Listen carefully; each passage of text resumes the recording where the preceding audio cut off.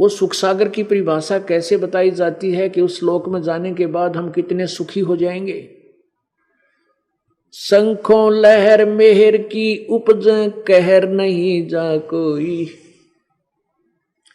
दास गरीब अचल अविनाशी, सुख का सागर सोई। शंखों लहर मेहर की उपजे और कहर नहीं जा कोई। अपनात्मा कभी कभी किसी दिन विशेष को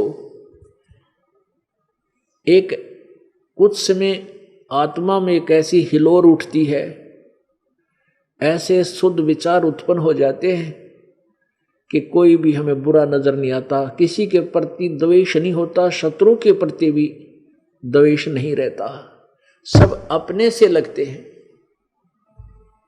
वो सबके ऊपर जो मेहर और फिर जो आत्मा को आनंद था उसमें, उसको मेहर की लहर कहते हैं। और वो अक्षीणिक होती है, कुछ सेकंड की होती है, फिर वो बनाए से भी नहीं बन पाती, कितनी चेष्टा कर ले। उस मेहर की लहर के चले जाने के उपरांत वही कहर की लहर प्रारंभ हो जाती है।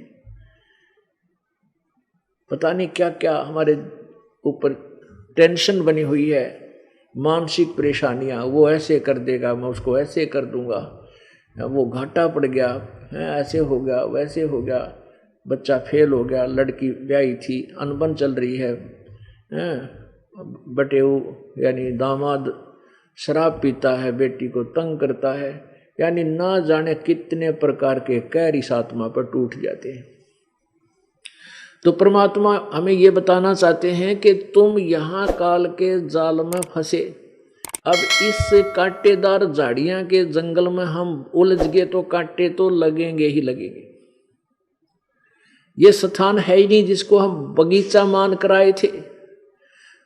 हाँ, जब हम उस बाग बगीचे में चले जाएंगे वहां कांटे नहीं, छाया, शीतल हवा, शीतल छाया, ठंडी हवा, खाने को फलदार वृक्ष वहां मिलेंगे उस बाग में जाने से। हम बाग के स्थान पर हम कांटेदार झाड़ियों में फंसे हुए हैं।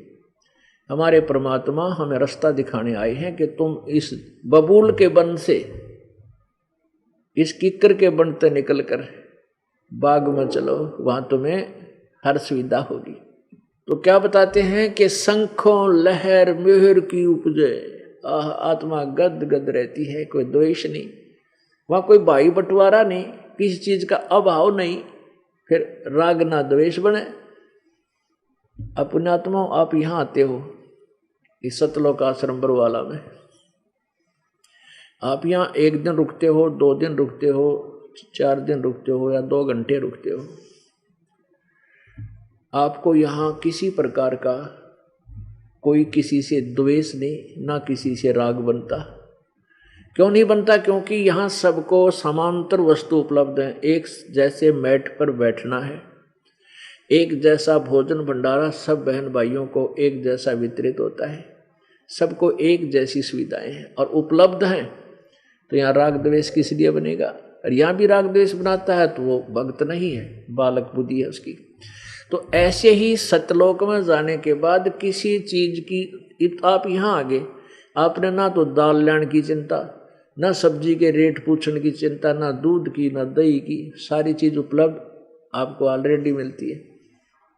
तो आप यहाँ एक रिहर्सल समझो उस परम पिता के सच्चे लोक की, ये एक सैंपल समझो, ये एक जो है देसी भाषा में नमूना है ये उसका। और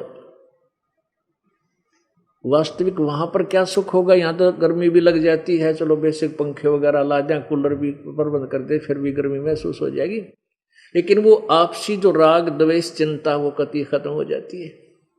और वहाँ सच्चे दरबार में जाने के बाद कोई किसी प्रकार का आपको मानसिक टेंशन नहीं रहता, कोई परेशानी नहीं रहती, किसी चीज़ का अभाव नहीं, सदाबहार बाग है वहाँ पर। हम वहाँ पर साकार हैं, मनुष्य सदृश है, हमारा नूर का एक तत्व से बना हुआ शरीर है, हम कभी वृद्ध नहीं होते वहाँ पर। और जो हमारा वहां परिवार होगा कभी मृत्यु को प्राप्त नहीं होता। पुण्यात्माओं, हम यहाँ कितने दुखी हैं।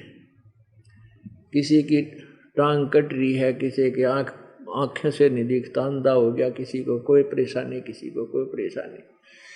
और फिर भी यदि हम यहाँ मरे नहीं और हमारा परिवार ना मरे, हम इन कष्टों को फिर भी सहन कर ले, हम इसे ढीठ हो लिए, इन दुखों को हम सहन करने के आदी हो गए, ये दुख भी और फिर मृत्यु भी, या डबल दंड मिला, हमें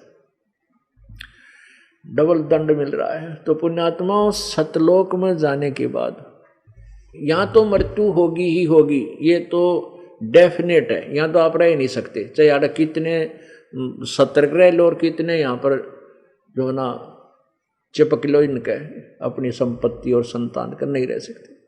तो यहाँ से जाना है, तो जाना ही है, तो क्यों ना ऐसे स्थान पर जाऊं फिर कभी मृत्यु ना हो, दोबारा ये ब्रान माटी फेर ना हो, तो उसकी तैयारी भी कर लें। अपने संसारिक कार्य करते करते उस प्रभु को भी याद रखें।